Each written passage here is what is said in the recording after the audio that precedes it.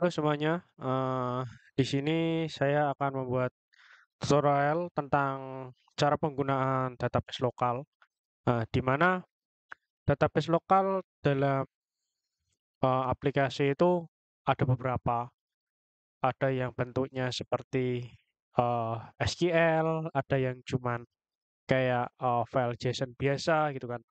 Nah, sebelumnya itu kan ada beberapa nih.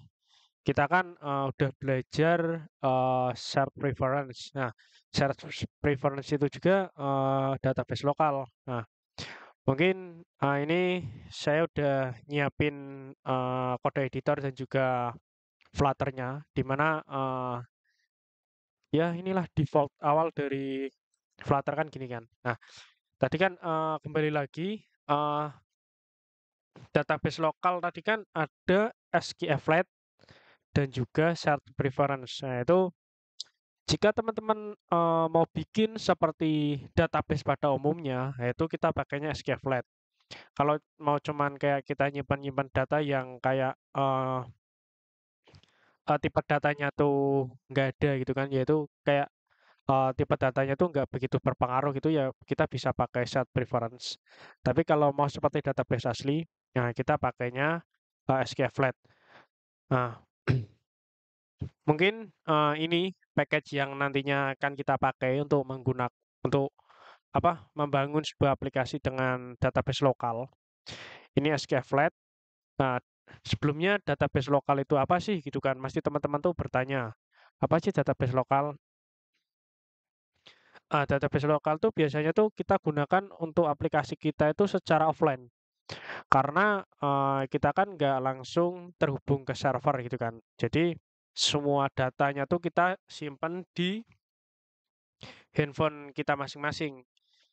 Nah, itu mungkin kan nggak perlu apa namanya nggak perlu internet gitu kan. Nah, ini paket SQLite jika mau seperti kayak database asli gitu kan. Nah, ini di sini ada beberapa cara pemakainya. Nah, ini nanti teman-teman bisa baca lebih lanjut aja. Nah, dan juga nih support SQL tipe kayak tipenya itu apa? Nah, di sini ada integer, real, text, blob. Ah, nggak ada boolean tapi. Ya, nanti kalau boolean ya kita bisa manipulasi dengan integer ini satu atau nol gitu kan. Nah, selain SQLite itu kita juga udah belajar sebelumnya itu shared preference ini. Nah, ini sama. Cuman kalau shared preference itu dia itu key dan value saja. Jadi kayak kita mau nge-set integer, boolean, double, string atau string list, yaitu kita key dan value. Nah, kalau SQLite ini kan nah ini kita bisa bikin seperti database pada umumnya gitu loh, kayak create tabel gitu. Nah, mungkin ini sedikit pengantar sebelum kita lebih lanjut belajar tentang SQLite.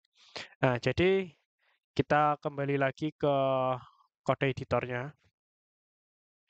Nah, di sini kan kita mau belajar tentang SQLite. Jadi kan kayak kita belajar CRUD lah, belajar CRUD dulu. Kenapa kita belajar CRUD ya? Jadi kalau kita udah bisa create, read, update, delete itu untuk bikin sesuatunya itu udah gampang gitulah. Nah, ini teman-teman siapin dulu apa kodenya, kode editornya dan file Flutter-nya tentunya. Nah, mungkin ini karena tampilan default-nya gitu kan. Oke, masih default. Mungkin kita bikin file baru. Jangan, oh kok masih di sini. Nah, di dalam further lib ini ya teman-teman, kita bikin namanya add patch gitu kan, dart. Nah, kenapa kita bikin edge patch patch tambah gitu ya? Kita mau bikin halaman tambah datanya dulu gitu kan. Atau enggak eh kenapa kita enggak bikin dari settingan database-nya aja gitu kan. Nah, itu boleh juga sih. Mungkin sebelum kita bikin ke halaman Edge-nya ini kita bikin konfigurasi untuk setting database lokalnya gitu kan. Oh, oke, kita bikin konfigurasi dulu, mungkin kita aduh, sorry sorry. Aha, ini kita bisa kasih file di sini db-helper.dart. Oke, udah. Kita udah bikin folder db-helper. Nah, sebelum kita bikin database-nya, kita install dulu package-nya gitu kan. Nah, kita install dulu package-nya. Nah, teman-teman buka skflat ini di browser, terus ke instalasi ini. Nah, kita bisa copy aja ini.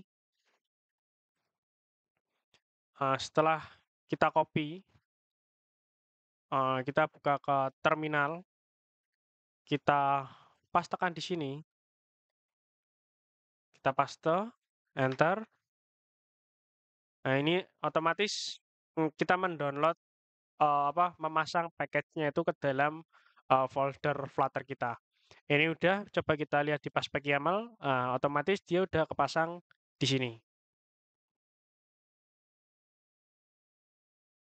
Oke, setelah mau pakai terminal atau langsung di copy paste ke sini tuh boleh-boleh aja sih.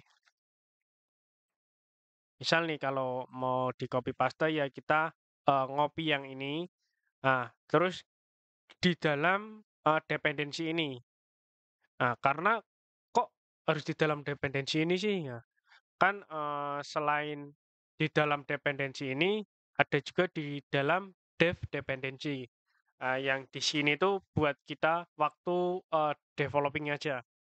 Jadi kalau udah rilis, dia nggak ikut. Maksudnya nggak ikut, ya nggak ikut ke build gitu.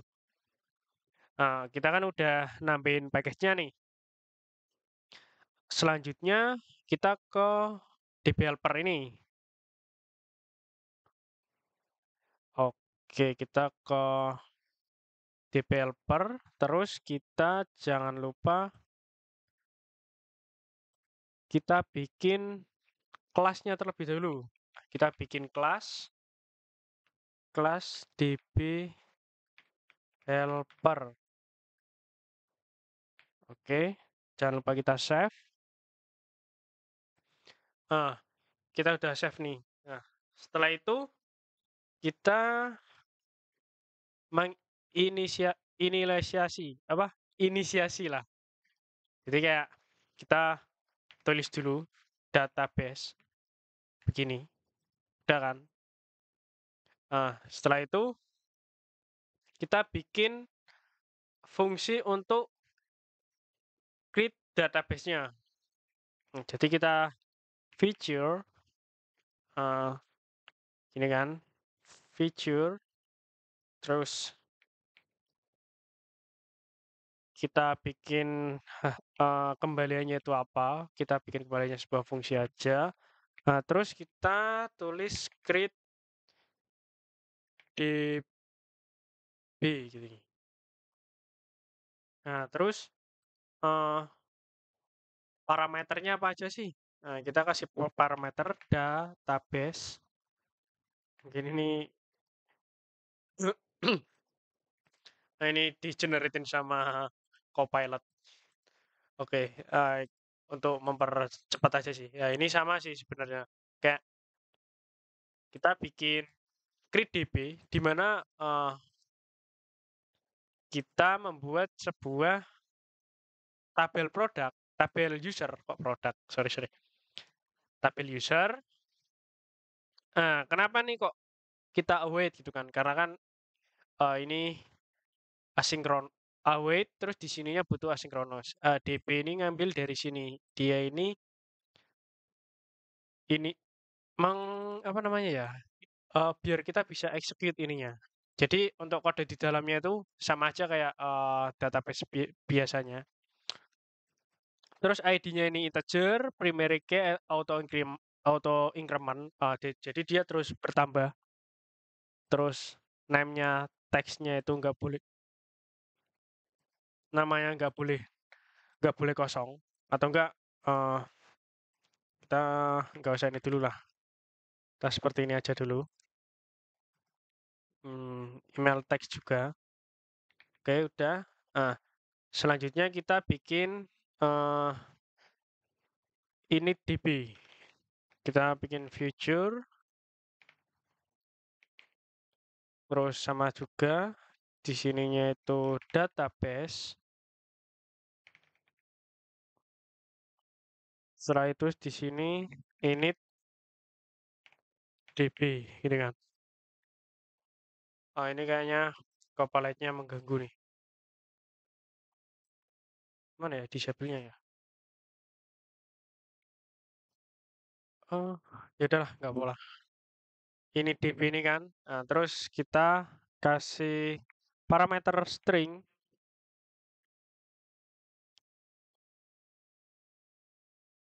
Kita kasih parameter string. Di sini tuh untuk apa? Untuk file path-nya. Nah, path-nya itu nanti di mana gitu kan. Terus di sini kita kasih asynchronous. Nah, di dalam sini kita tulis final database path sama dengan await get database path ini. Nah, seterusnya kita bikin final path sama dengan dbpath ditambah file path-nya. Oke, kita return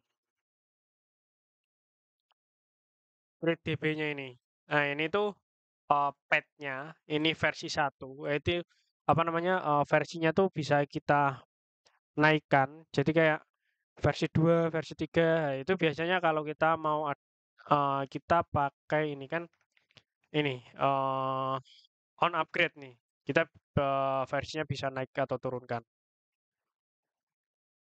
Nah, setelah kita udah bikin ini DB, nah selanjutnya kita cara nge-get database-nya nih.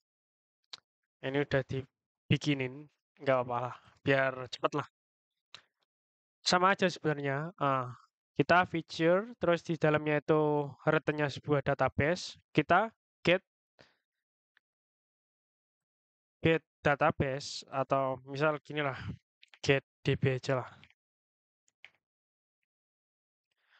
Asynchronous, nah, if, ini bacanya gini, if ketika database tidak sama dengan nul, maka kita jadi inilah, ini kayaknya cukup gini. Nah, ini kan karena di-generatein AI kan. Kita database, nah gini lebih enak. Kalau nul dia bikinin, kalau enggak dia pakai yang udah ada gitu kan. Nah,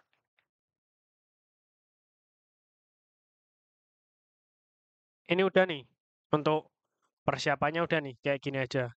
Nah, selanjutnya nanti kita lanjut ke insert, bikin fungsi insert-nya gitu kan.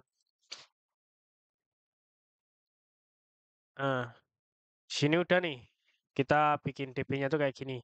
Jadi kita create DB, terus kita create tabel users, namanya kita namain aja tabel users gitu kan. Di dalam tabel user itu ada beberapa field seperti ID, nama, dan emailnya gitu kan. Setelah itu kita ini DB, di sini kita buat path-nya, terus versi pertama, terus di sini cara get DB-nya, ketika apakah database-nya ini ada atau enggak gitu kan. Kalau enggak ada dia bikin database baru gitu. Jadi ini tuh nama database-nya. Nah, selanjutnya kita bikin fungsi untuk insert datanya. Gimana sih cara insert datanya? Nah, sebelum kita menginsert datanya atau menambahkan datanya, nah kita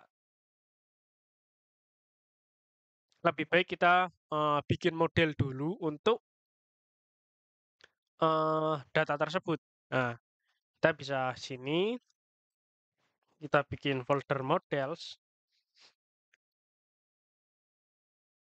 kita bikin user user model dot gini. Nah, kita bikin kelasnya biar gampang nantinya kita bikin user model gini. Nah, jadi di dalam modelnya tadi itu apa aja sih isinya sih? Kita kan tadi kan punya integer ID, name, terus email gitu kan. Nah, setelah itu kita bikin konstruktornya. Nah, ketika udah bikin konstruktornya, ini kita bisa mapping. Nah, ini aku pakai extension, jadi kayak bisa kita milih ini ketika kontrol titik, nah terus JSON serialization, nah itu otomatis sudah dibikinin to map-nya ke map ataupun ke from JSON-nya. Jadi kalau to map ini fungsinya tuh untuk nanti kita ngirimin data ke DB-nya, nah, terus from map-nya itu untuk kita menerima datanya gitu. Nah, extension yang aku pakai ini untuk kayak tadi tuh kayaknya yang ini. Uh, Dart Data Class Generator. Sepertinya yang ini sih. Nah, ini. Nah, jadi nanti untuk mempercepat kita lah, gitu kan. Nah, kita udah bikin modelnya nih. Nah, udah kan? Kita udah bikin modelnya nih.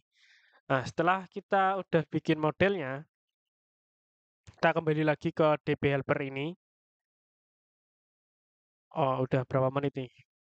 16 menit ya, lumayan lama ternyata. Oke. Nah, kita bikin fungsi untuk insert datanya. Kita feature gitu kan. Ya, karena kenapa feature gitu? Biar kayak ada kembalian dan biasanya kan kalau feature tuh untuk asinkronus gitu. Tak kasih kembalian integer. Kenapa kok integer? Nah, itu nanti eh, teman-teman pasti tahu lah. Nanti sembari jalan aja kita. Kita tulis insert gini. Nah, terus parameternya apa sih yang insert? Nah, parameternya model yang tadi kita bikin. Users, model, ini kan. Terus sininya itu user. Terus kita asing, biar cepat. Nah, gini. Udah nih, kita sinkronus kan. Terus kita panggil dulu, kita panggil DB-nya nih. DB ini nge-await DB dari sini. Terus kita return await, terus DB insert users ke tabel users, terus datanya itu user to map ini. Jadi yang to map itu yang ini, mapping ini.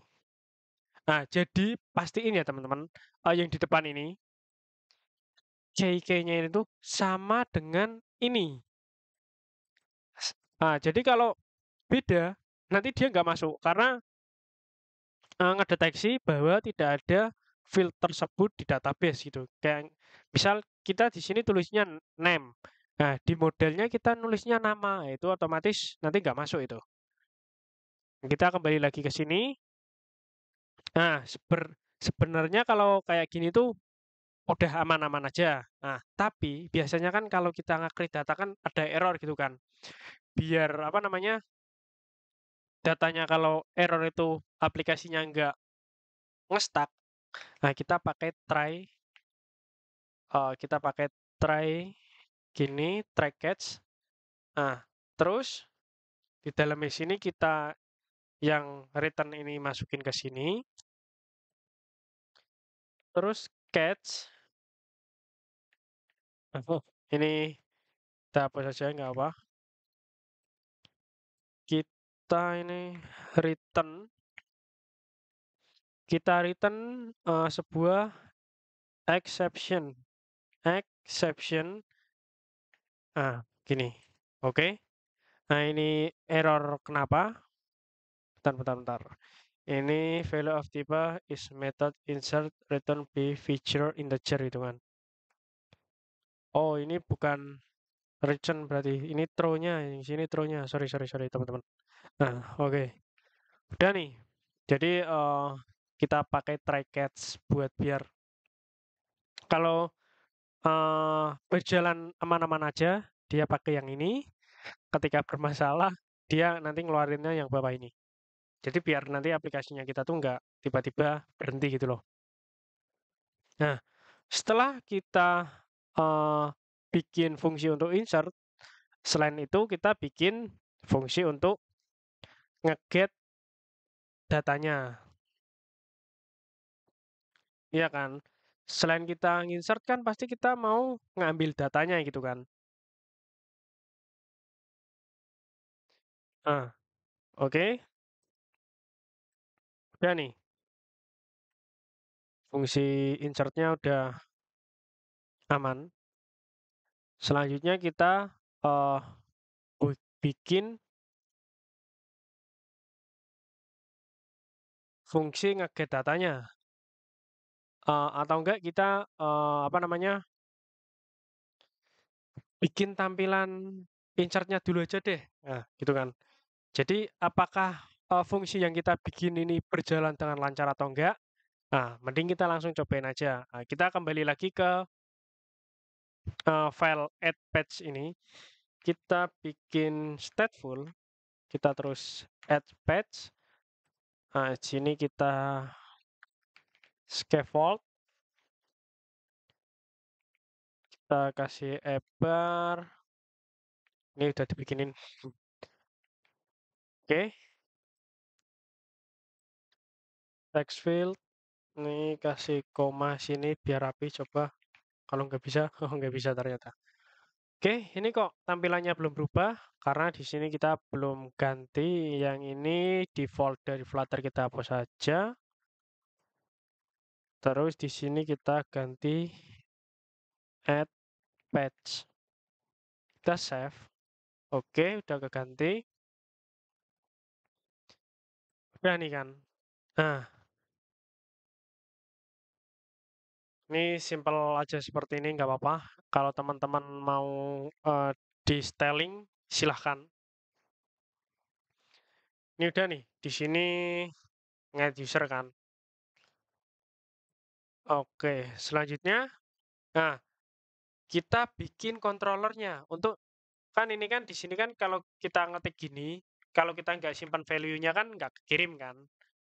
Nah, jadi kita di sini tulis final text editing controller, name controller, terus email controller. Nah, untuk yang ini ini nanti dulu. Ya kan? Nah, ini controller ini masanya di mana sih gitu kan? Nah, jadi ini di sini. Ini di text field kita klik controller, kita name controller sini, terus yang sini jangan lupa, sini kita tulis controller. Aduh, sorry. ML controller. Nah, udah nih. Nah, jadi controllernya udah ada. Ah, terus di sini buttonnya nih. Hmm, kan tadi kan kita udah bikin model nih. Nah, kita bisa pakai model tadi nih buat nge-input datanya ke database. Gimana sih caranya? Nah, mungkin kita final dulu. Kita user, terus kita panggil user model. Nah, ini seperti ini. Nah, ini kok merah sih kenapa? Mungkin dia belum diimport. Kita kontrol titik. Kita import dulu datanya. Kita save. Nah, terus kalau begini apakah datanya udah masuk? Ya, belum. Jadi, coba kita debugging dulu. Nah, coba kita debug print dulu ya, teman-teman. Kita debug print. Jadi, ini. Dan nih, jadi aku ngeprint user add-nya. User to JSON ini. Jadi, kan di sini kan JSON-nya kan ini, to JSON mapping ini, JSON ini kan. Nah, JSON ini tuh dari fungsi map ini. Jadi, kita encode mappingnya, terus kita kirim ke database gitu. Nah, udah nih. Ini kan aku mau ngeprint apa yang ada di sini seharusnya keluar. Nah, ID 0, name-nya AAA, emailnya AAA. Kenapa ID-nya 0? Nah, karena kita di sini kan kalau nge-add kan kita nggak ada ID kan. ID kan tadi udah tak bikin auto increment waktu dia masuk ke database-nya gitu kan. Udah nih. Nah, misal tak ganti adit gitu misal.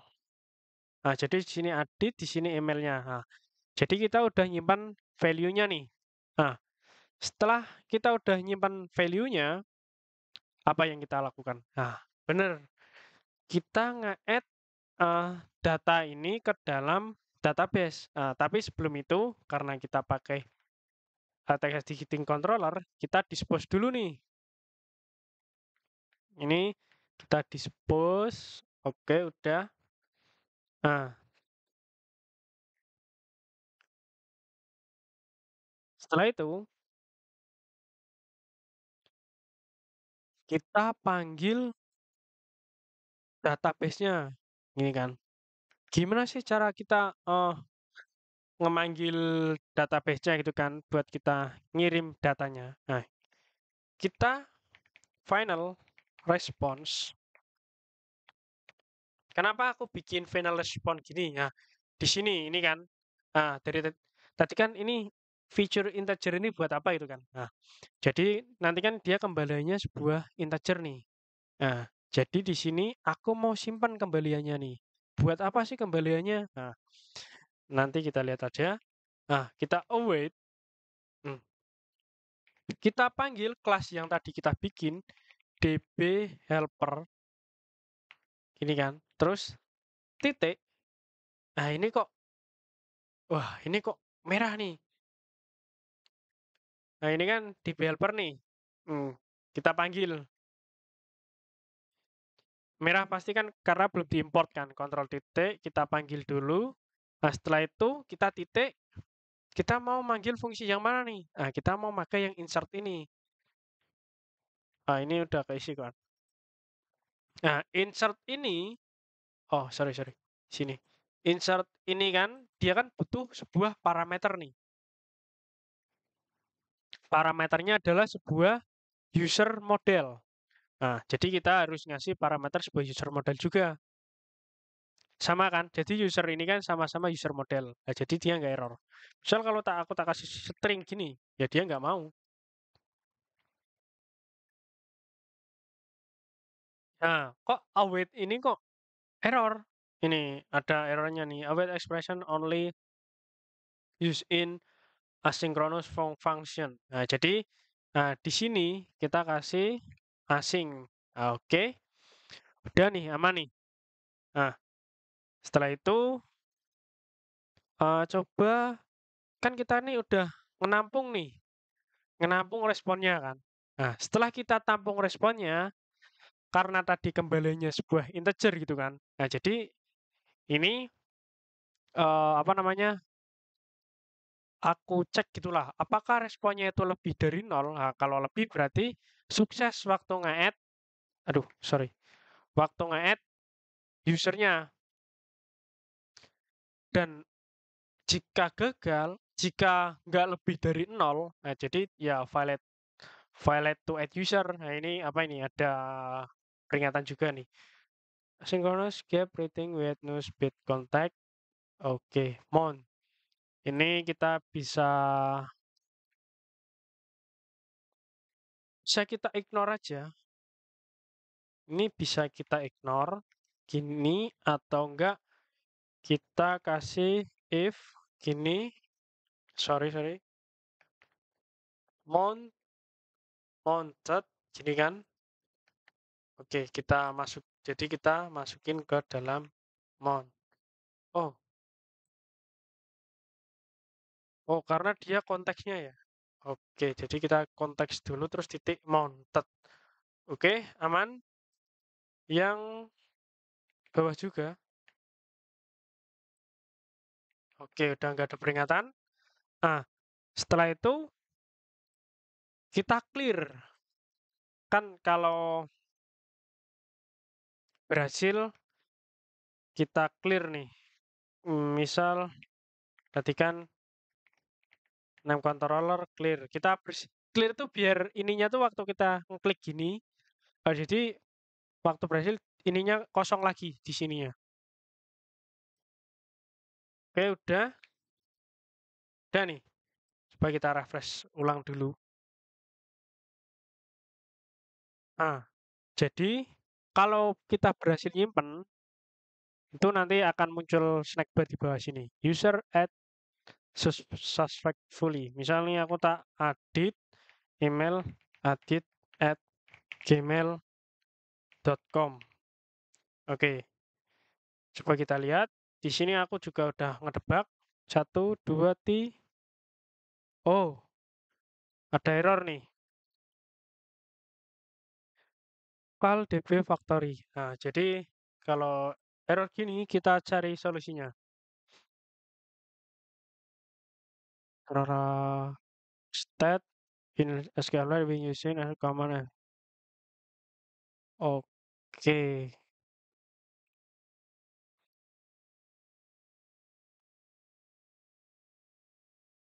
coba kita run ulang aja ya. Biasanya belum ke tag sih.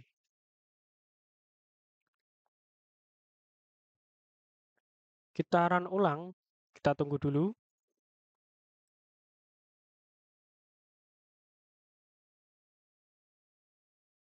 Oh, ada apa nih?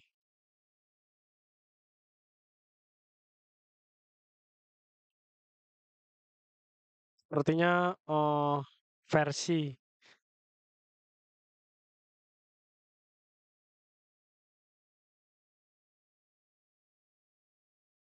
ASCII flat Android oh bisa Kak. Jalan. Ini ada error juga di sini. With Android NDK ya aman ternyata. Coba kita add lagi, edit terus edit at gmail.com. Gmail. Hei, sorry. Ini kok Gmail. Coba kita klik lagi kalau masih error, kita turunin versinya coba. Oke, ternyata user add successfully. Nah, jadi kita udah berhasil nambahin. Misal nih, terus kita tambahin lagi Jono at gmail.com. Kita add nih. Oke, user add successfully. Ah, biar kelihatan lebih enak gitu ya. Mungkin kita kasih warna aja ininya. Background colors green gitu. Oke, udah nih. Yang sini kasih color merah. Nah, jadi respon ini tuh terserah teman-teman atau mau ngembaliin datanya lagi atau ngembaliin yang lainnya gitu kan. Misalnya aku tak tambahin ini. User add successfully karena di sini kita nggak spesifik harus email gitu kan. Nah, jadi untuk insert udah nih implementasi insert. Setelah itu kita implementasi bagaimana cara nge-get datanya nih. Mungkin video selanjutnya adalah cara untuk menampilkan data yang ada dari database lokal kita.